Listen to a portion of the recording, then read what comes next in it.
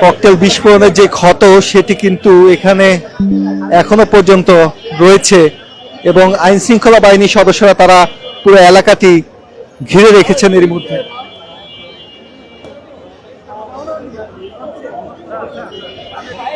দর্শক, এই মুহূর্তে কিন্তু মতিঝিলে এক ধরনের থমথম অবস্থা বিরাজ করছে। যারা এখানকার সাধারণ মানুষ রয়েছেন তারা কিন্তু যে দোকানগুলো রয়েছে সেগুলো বন্ধ করে চলে গিয়েছেন এবং উৎসুক জনতা যারা রয়েছেন তারা এখানে ভিড় করছেন।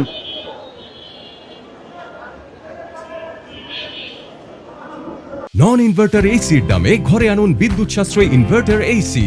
এখন 1.5 ton my one inverter AC মাত্র 48,900 টাকা পাওয়া যাচ্ছে মিনিস্টার শোরুমে।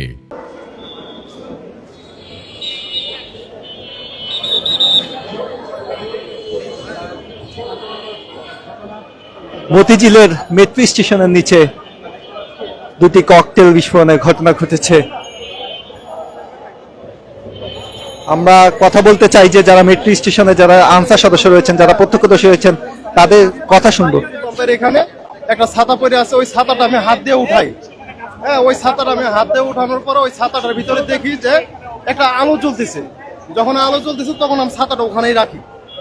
আমি ওখানে পাশে যে পুলিশ দায়িত্ব ছিল, ওই দায়িত্বে পুলিশ দায়িত্ব ছিল, ওনাকে আমি মানে ওখানে জিজ্ঞাসা করি, ভাইয়া এখানে একটা ছাতা আছে, ওই ছাতার মধ্যে একটা আলো জ্বলতেছে, তো এটা কিসে আমি বুঝতে পারতেছি না। তখন উনি তারপরে যে ওই এখানে যে দায়িত্বরত অফিসার ছিল পুলিশের এসআই, ওনাকে ডাক দিল। উনি এসে তারপর দেখলো বিষয়টা, দেখা গেল আসলে যে এটা আলো জ্বলতেছে, যার ফলে মনে করেন ওনারাও বললো আচ্ছা ঠিক আছে এটা এখন এভাবেই থাক। পরে আমরা পিছনে সরে আসি এবং বলতেছে এখানে যাতে কেউ না আসে। ওই অবস্থায় আমরা প্রায় ঘন্টাখানিকের মতন ওখানে আমরা ইয়ে করে রাখি। আপনি তো একদম প্রথমেই দেখে জি আপনি বিষয়টি আসলে উপলব্ধি করেছেন। যদি জানতে চাই, এখানে কিন্তু হিন্দু সম্প্রদায়ের যে রথযাত্রা সেটাও কিন্তু আসলে যাচ্ছে।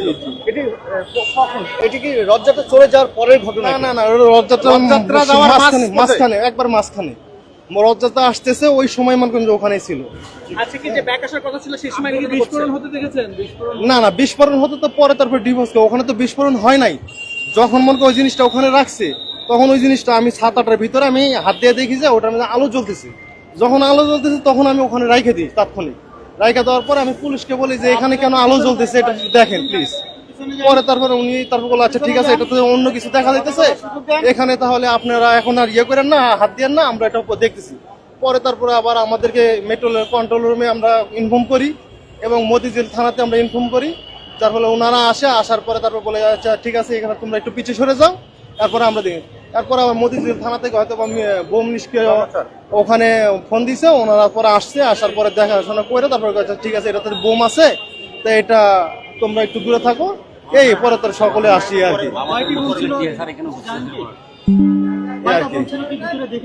না, এখানে দুইটা বোম এটা নিষ্ক্রিয় করছে। হ্যাঁ, দুইটা বোম নিষ্ক্রিয় করছে আর কি।